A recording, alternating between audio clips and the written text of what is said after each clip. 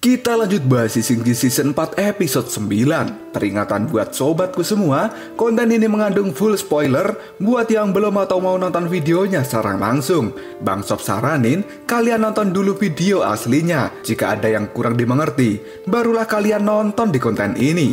Oke lah, nggak usah cacicot banyak bacot, kita langsung masuk aja ke pembahasan. Episode sebelumnya Kaisar Sitian menemui Chi Guotian di penjara Pulau Terbang. Ternyata kedatangannya ini adalah untuk membunuh sang Jenderal Surga Timur tersebut. Namun niat buruk dari Kaisar Sitian digagalkan oleh Sun Wukong yang datang tepat waktu untuk menyelamatkan Chi Guotian. Selanjutnya Sun Wukong pun kembali mengobrak-abrik istana surga, dan Sasin Guanyin menyuruh para prajurit untuk menangkap Sun Wukong.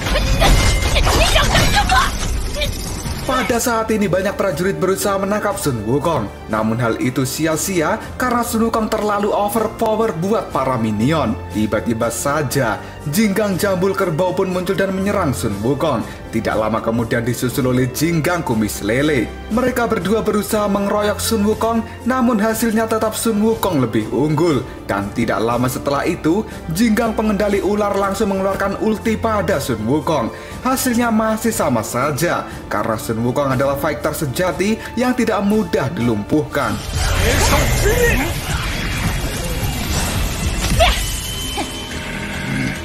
Pada saat Sun Wukong lengah, Jinggang Wanita Tobi Kebesaran pun muncul dan mulai menggunakan ulti selendang Badara Wuhi untuk mengikat Sun Wukong. Tidak lama setelah itu Jinggang Gendut Peci Merah yang tampaknya baru saja pulang dari tahlilan pun muncul dan memberikan pukulan keras pada Sun Wukong itu. Dan pada saat yang sama, Jinggang Gendut Peci Merah itu dibantu oleh Jinggang Jambul Hitam. Pukulan keduanya pun tidak mampu mengenai Sun Wukong, karena dengan cepat Sun Wukong merubah diri ke mode kera raksasa.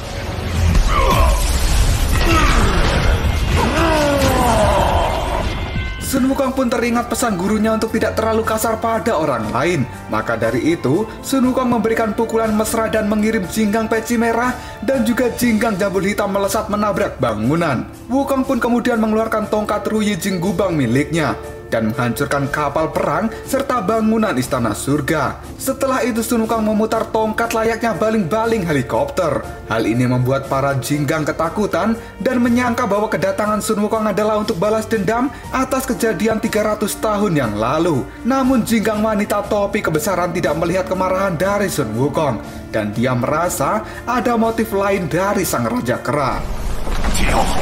是为报300年前，绝不是这么简单，不会可以杀死我，但宋Tidak lama setelah itu, Jenderal Surga Barat yang baru pulang dari konser bersama Yeni Inka pun muncul dengan banyak ketipu dan langsung memberikan ulti yang membuat Sun Wukong bergeser. Tiba-tiba saja, Sitian juga muncul dari kapal perang dan hal ini membuat Sun Wukong marah ketika melihat pimpinan surga itu. Sitian kemudian berkata bahwa dia telah mengangkat Sun Wukong sebagai budak perang. Namun tidak disangka bahwa Sun Wukong ini malah mengamuk di istana surga. Dan kali ini, Kaisar Sitian berniat untuk mengurung Sun Wukong selamanya. Sun Wukong pun emosi dan merasa bahwa Sitian adalah orang yang paling munafik. Saat Sun Wukong akan menyerang Kaisar Sitian, Jenderal Surga Selatan Virupaka pun muncul dan menghalangi Sun Wukong menggunakan harta yang berubah menjadi lebah sutra, yang kemudian mengikat Sun Wukong dengan jaring yang sangat kuat. 见这里人做好，有本事跟我打！不自量力的妖精，你越是挣扎。 Akang Gendang yang melihat Sun Wukong sudah terjebak pun segera mengeluarkan tabuhan ketipung dengan full bass yang membuat Sun Wukong terlempar. Para Jinggang pun tidak mau menyia-nyiakan kesempatan ini dan menyerang Sun Wukong bersama-sama. Namun serangan itu tidak memberikan efek apapun karena Sun Wukong mampu meloloskan diri dari jaring lebah yang mengikatnya. Para Jinggang pun masih tidak mau menyerah untuk melumpuhkan Sun Wukong. Namun usaha mereka benar-benar gagal total.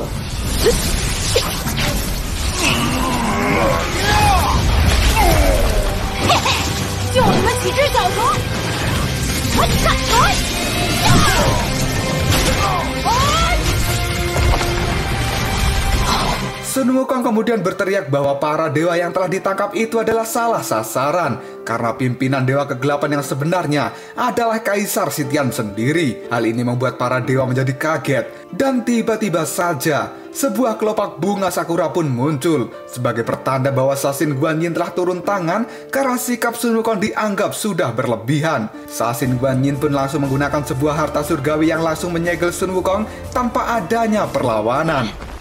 玲珑八绝技，你想干什么？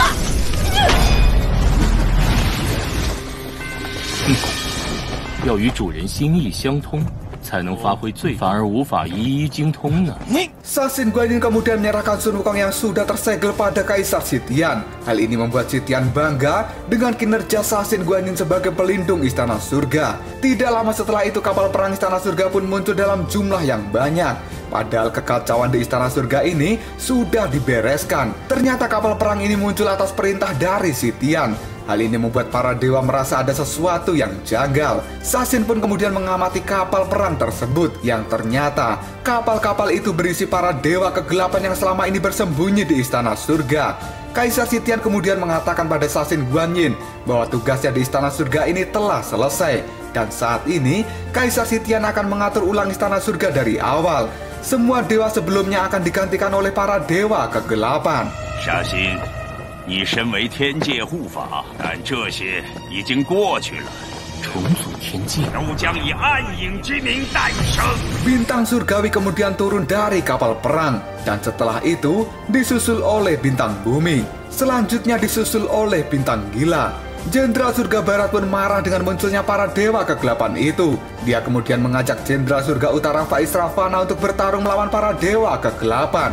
Namun tidak disangka bahwa ternyata Faiz Ravana menolak ajakan dari si Akang Gendang. Karena saat ini Faiz Ravana sendiri merupakan bagian dari para dewa kegelapan. 危害天界，我等岂能坐视不理？错了，我们并非同行的连你也堕落。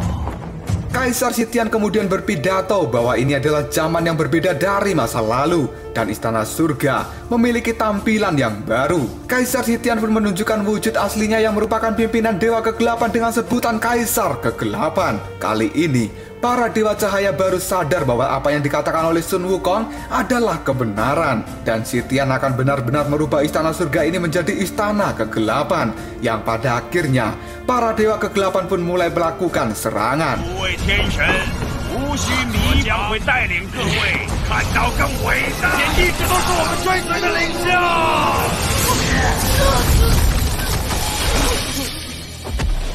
Kaisar Sitian kemudian memberikan tawaran pada Sasin Guanyin untuk terus berada di sampingnya sebagai orang kepercayaan. Tidak lama kemudian, Ning Ning yang merupakan asisten pribadi dari Sasin Guanyin pun muncul dan mengajak Sasin bergabung dengannya. Sasin Guanyin yang sejak tadi diam saja kali ini mulai berkata bahwa dia pernah meragukan Tathagata. Namun kali ini, semua ucapan dari Tathagata telah terbukti. Dan Sasin Guanyin akan selalu menjadi dewa cahaya yang menjaga jalan yang benar di dunia ini. Dia pun akan melawan semua kejahatan yang salah satunya adalah para dewa kegelapan. Kaisar Sitian pun kali ini kecewa dengan jawaban dari Sasin Guanyin. Dan dia akan memusnahkan para dewa yang menentang dirinya. Yang pada akhirnya, pertempuran pun tidak bisa dihindari. 暗魂就是没有格调。 没错，是。沙欣，你小子说出了我的心声。对抗的叛徒，下场就终于可以开始吃了吧？进击平安！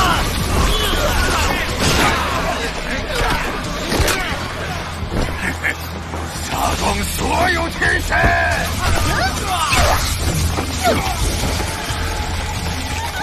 我的爱人终于可以名正言顺。 Bintang bumi pada saat ini muncul di hadapan Akang Gendang dan mulai melakukan serangan. Di sisi lain, para Jiggang juga sudah bersiap untuk bertarung melawan para dewa kegelapan. Namun tidak disangka, ada pengkhianat di antara para Jiggang itu. Di mana pengkhianatnya adalah Jinggang Segel Ular dan Jinggang Jambul Hitam. Di tempat lain, bintang kekuatan pun muncul di belakang Sasin Guanyin dan melakukan serangan. Namun hal itu dihindari dengan mudah oleh Sasin Guanyin. Kaisar Sitian yang melihat hal ini pun berkata bahwa Sasin Guanyin tidak boleh meremehkan bintang kekuatan yang telah diangkat sebagai pelindung baru istana surga yang akan menggantikan Sasin Guanyin saat ini. Pada saat bintang kekuatan mulai melakukan serangan kembali pada Sasin Guanyin, tiba-tiba saja tongkat emas pun muncul dari belakang Sasin dan mendorong bintang kekuatan sampai menabrak kapal perang. Karena ternyata selama ini Sun Wukong tidak benar-benar disegel oleh Sasin Guanyin.